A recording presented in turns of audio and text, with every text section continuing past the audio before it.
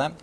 OK, a massive price has been put on the support the taxpayer has given to the country's banks. Aaron has more on that. It's the talking point of the morning. It is certainly the talking point. Good morning. Good morning once again. And, of course, despite the vastness of the bailout, banks and the government are still at odds over the rights and wrongs of large bonuses to bankers. So let's go and take a closer look at the figures from the National Audit Office, which it's put on the help given to those banks. Now, they say that the price of the share the government has bought in RBS and Lloyds, along with the guarantees, loans and insurance it's put up for the banks, has already hit £850 billion.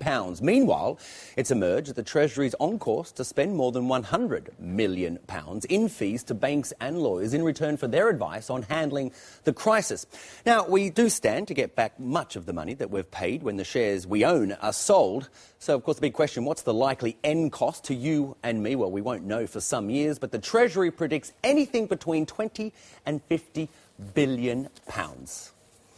Now, all of this, of course, throws new light on the issue of bonuses for bankers. So let's talk now to a man who's worked at the very top of some international banks, Chris Roebuck from the Cass Business School. Chris, welcome to breakfast. Morning. Chris, inundated, swamped with emails on a topic like this. Yes. Some for bonuses, most against, but many out there want to know that these proposed bonuses now, could they be going to many of the same people who are working in the banks that perhaps many will say caused this crisis in the first place? I think it's fair to say that the way the bonuses are going at the moment, it looks as if most of the bonuses are going to people that probably weren't involved in what happened previously. OK. Well, the argument for bonuses, in particular, let's use RBS, they say if they don't pay, they will lose this top talent. Now, of course, there are many people out there who are saying possibly good riddance, but most want to know or are asking where would they go to, given the state of the banking industry? And surely there's a lot of unemployed bankers out there who would like a job. It's a fair point, but I think the issue is quite clearly that those individuals that get the big bonus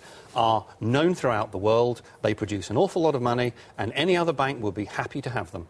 Well, let's talk about making a lot of money because, again, a question out there is people want to know what makes these people so valuable, what makes them so irreplaceable, given that investment bankers, right, at the moment have been making a lot of money for their banks because the stock markets have been going up. Indeed. Now, most will say you don't have to be an Einstein to know if the stock markets are going up, you can make money. Correct, yeah. So, should it be so rewardable?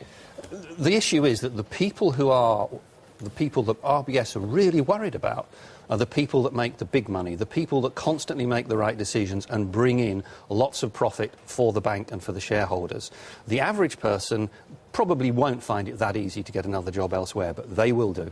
How important are bonuses in terms of the continued recovery for our banks, especially the ones that we all own? Absolutely vital. The whole point of the exercise is to get in as much money as possible, as fast as possible, to pay the taxpayer back. And to some degree, if you want that to happen, you have to have the right people. You also have to be aware that it's not only British banks out there, there's foreign banks out there who, to be blunt, will be quite happy for those people to walk across the road. OK, well, Chris Roebuck from the Cass Business School, thanks very much for your insight. We appreciate that. That's it. I'll be back next hour with more on this. Good, Aaron. Thank you very much.